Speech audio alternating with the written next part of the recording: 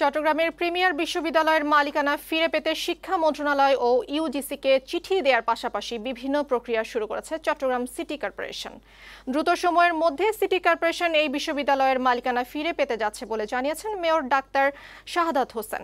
দুপুরে নগরীর টাইগার পাসে সিটি কর্পোরেশন ভবনে সংবাদ সম্মেলনে তিনি এই কথা জানান।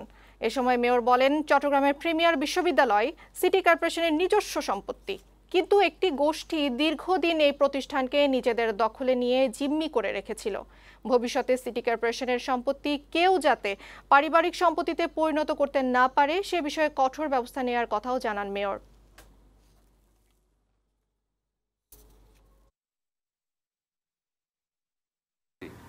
আমরা চট্টগ্রাম সিটি কর্পোরেশনের যেহেতু নিজস্ব ইউনিভার্সিটি, নিজস্ব টাকায় কেনা, সেটা আমরা মনে করেছি ইউনিভার্সিটিটা আমাদের নিজের সম্পত্তি নিজেরাই আমাদেরকে চাওয়ার জন্য আমরা আবারও চট্টগ্রাম এই সিটি কর্পোরেশনের পক্ষ থেকে আমরা এডুকেশন মিনিস্ট্রি, ইউজিসি সব জায়গায় আমরা সেখানে চিঠি প্রেরণ করেছি। এক্সিকিউটিভ অফিসার, সেক্রেটারি সহ আমরা সবসময় সেটা মনিটরিং করছি।